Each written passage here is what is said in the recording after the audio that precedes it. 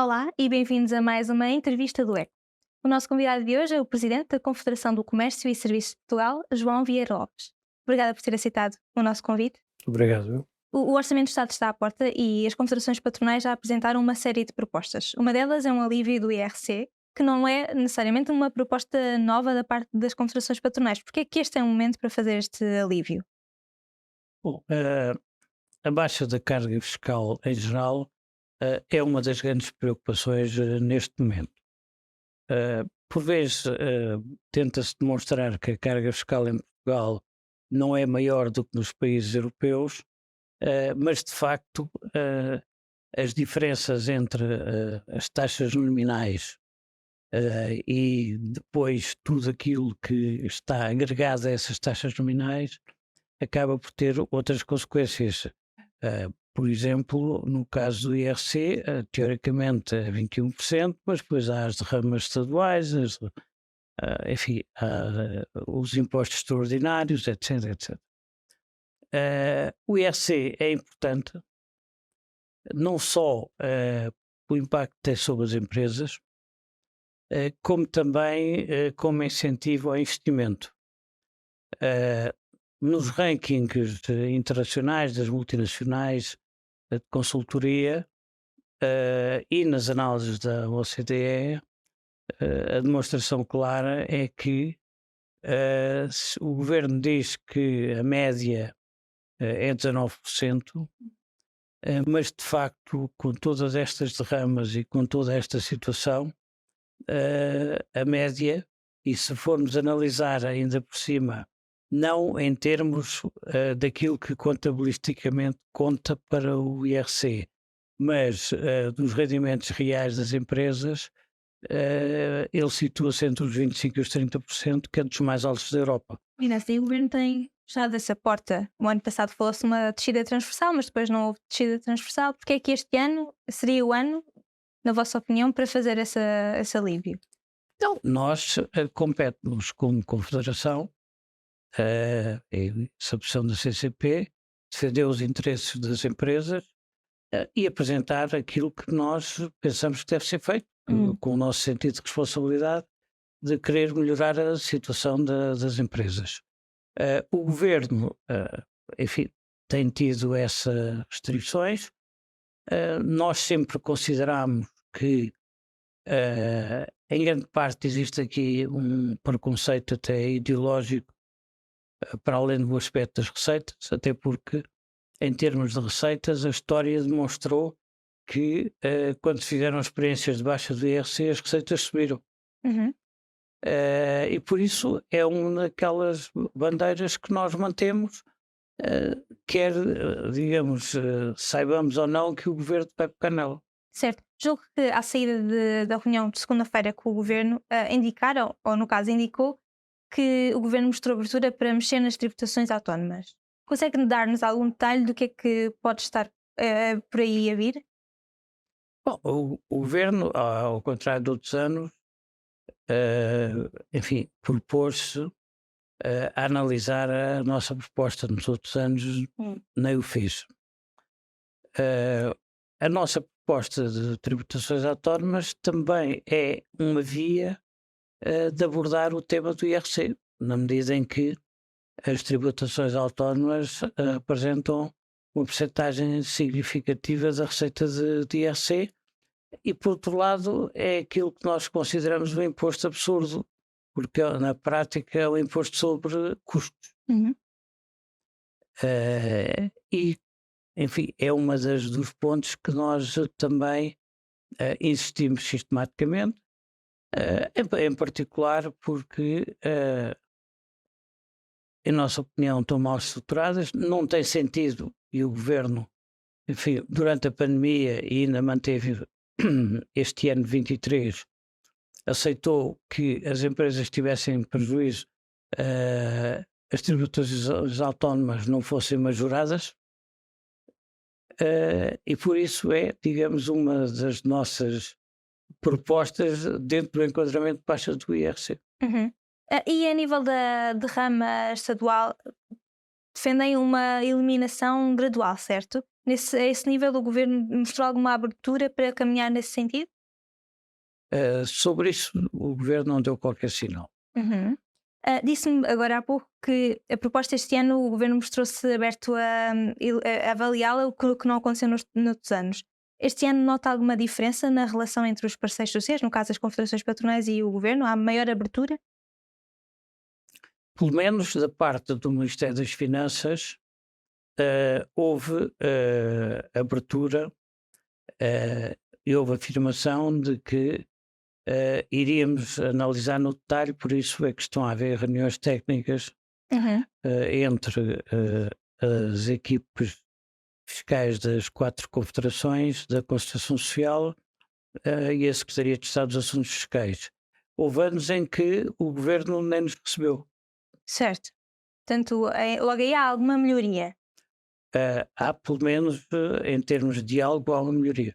Em termos de concretização, vamos ver. Certo. Há umas semanas falava na possibilidade de um pacto fiscal. Essa ideia ainda está na sua mente? Ou, entretanto, com as reuniões, ficou um bocadinho de lado? Não, nós continuamos a pensar que é importante,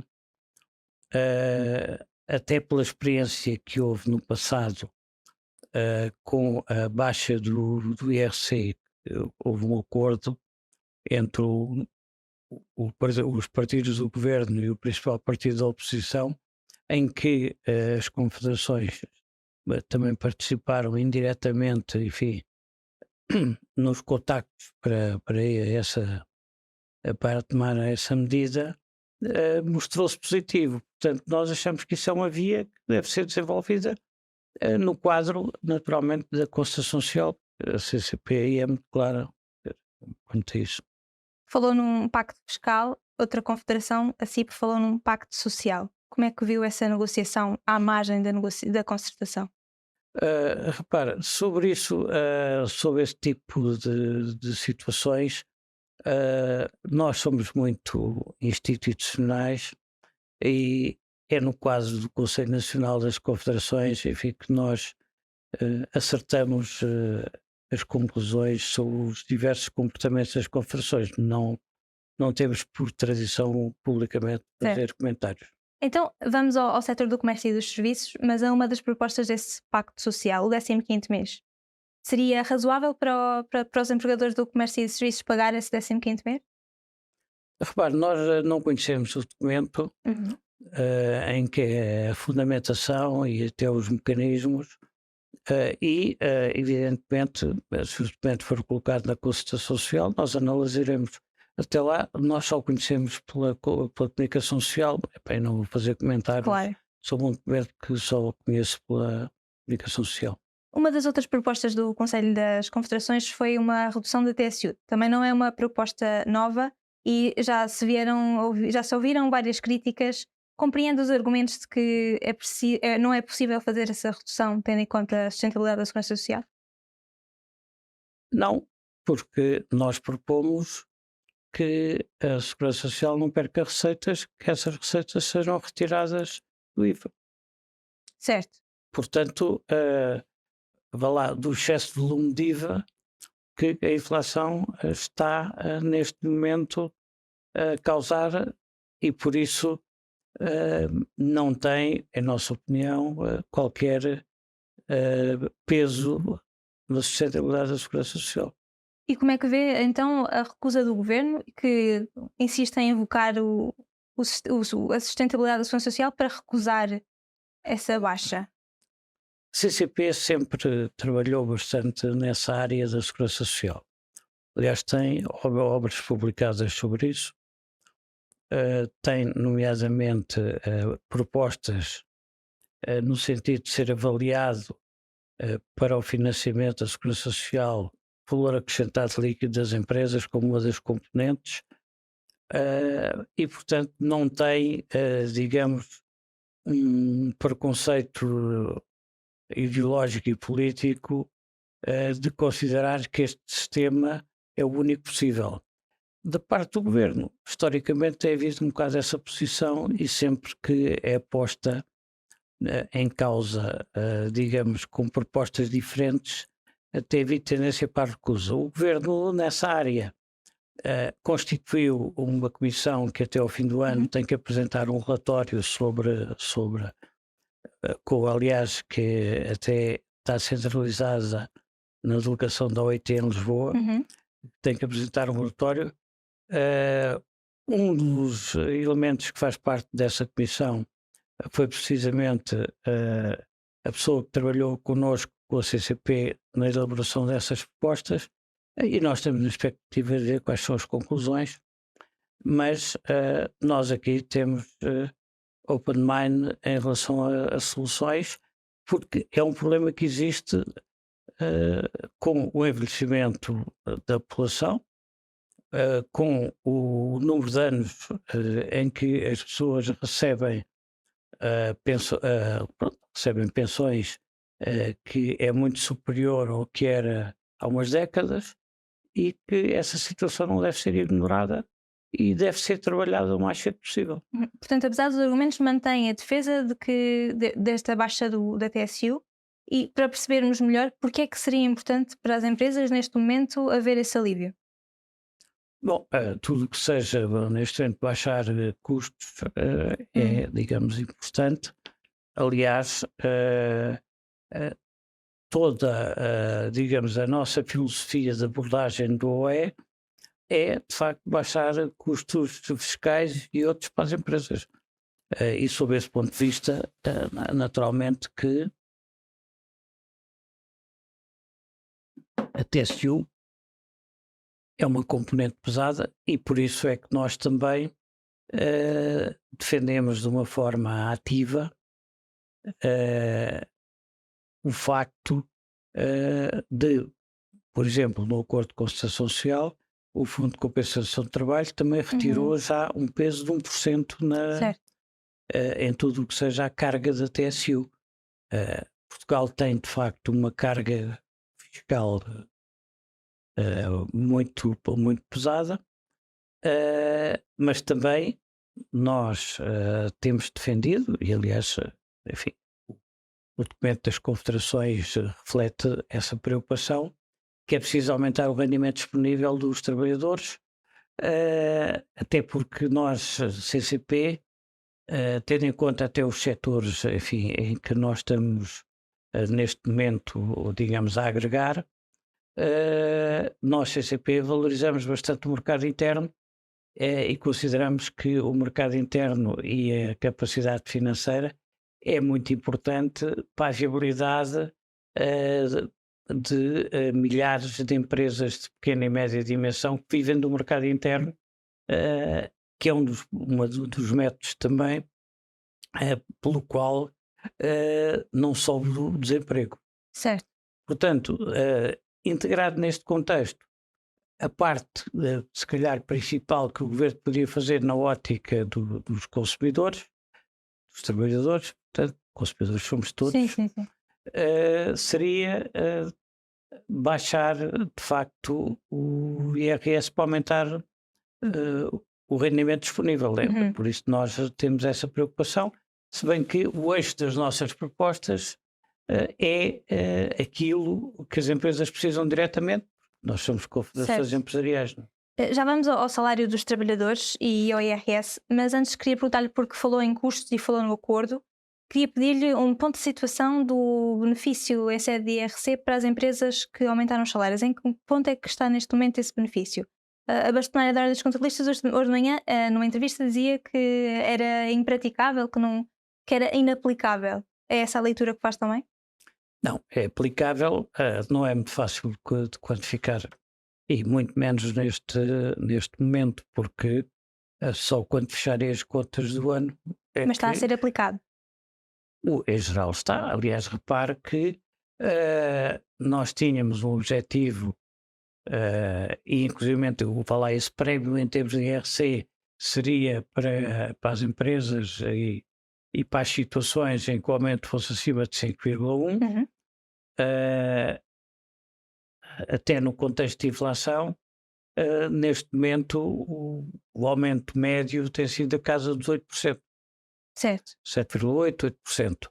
Portanto, há de facto aqui benefício. Agora, nós estamos preocupados, e enfim, digamos, com o modo como depois isso vai ser passado à prática. Estamos preocupados com isso. Ora, que tem efeito, tem efeito. Porque se existem estes valores é porque, de facto, vai haver várias empresas que vão ter direito a esse benefício. Agora, esperamos é que todos os mecanismos burocráticos para controlar isso depois sejam acessíveis às empresas. Certo, e temem que não seja? Como? Ou temem que não sejam esses mecanismos, ou seja, receiam a burocracia?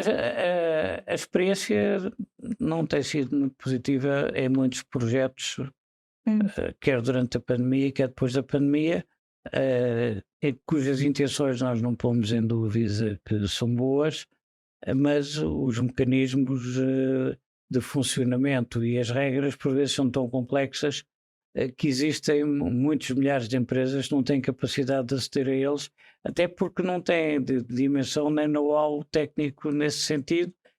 Os contabilistas para isso são bastante importantes. Não é? Nós na CCP temos filiado a APECA, que é a Associação das Empresas de Contabilidade, não é? Os contabilistas são da ordem das empresas de contabilidade, e que é importante para muitas, essas empresas são muito importantes, especialmente as pequenas, para todos os pequenos negócios poderem também ter acesso. Agora, esperamos que saia da parte do Governo a regulamentação daquilo que foi aprovado em concertação social. Falou em aumentos de salários de 8%. Para o próximo ano há um referencial de 4,8%. Faz sentido manter esse referencial ou deveria ser atualizado tendo em Isso conta é a um inflação? dos pontos que nós vamos discutir agora, quando fizer um ano da revisão do acordo. Certo. E em relação ao salário mínimo, consegue sinalizar-nos se 810 euros é um valor razoável para a CCP ou se deveria ser revisto em alta ou em baixa, tendo em conta todo o cenário? Nós estamos numa fase de consulta às associações sobre esse tema. Nós temos uma tipologia muito diferenciada das associações, desde áreas de mão de obra intensiva em que o custo é bastante grande, áreas em que grande parte dos contratos são com o Estado e que têm percentagens muito grandes de trabalhadores a receber o salário mínimo, e nós, nesta altura, em outubro, normalmente costumamos fazer um balanço disso, precisamente para a discussão do salário mínimo. Agora, as outras medidas, enfim, o conjunto das medidas fiscais que são propostas também ajudam a definir isso. Ou seja, se há um caminho de alívio fiscal global para as empresas, isso também facilita a flexibilidade das empresas encararem os aumentos salariais. Está tudo ligado, não é? Certo, portanto, se o orçamento trouxer menores custos para as empresas, pode haver espaço para um salário mínimo mais robusto? Exatamente, para salários em geral, incluindo o mínimo. Certo. Não necessariamente só para o salário mínimo. Certo. Falou do IRS há pouco. O Governo tem mostrado abertura para mexer a esse nível, mas ainda não disse de que modo exato é que o fará. Na opinião da CCP, deveria mexer nas taxas, nos escalões? Tem alguma ideia de como é que poderia ser feito esse alívio de forma mais ágil e mais eficaz? Não, nós sobre essa área, aliás, enfim, é o modo também como é abordado no documento das confederações, e estamos de acordo, nós não nos, digamos, colocamos nessa área de discussão. Ou seja, nós concentramos claramente das medidas para as empresas, aí aquilo que nós temos dito ao Governo, em particular a CCP, o que nós temos dito ao Governo é a mexida tem que ser uma mexida significativa que permita que o rendimento disponível das pessoas aumente. Certo. Porque, por exemplo, este ano houve no orçamento de 2023 houve uma mexida de 150 milhões de euros que foi insignificante do volume total e, portanto, nem se nota.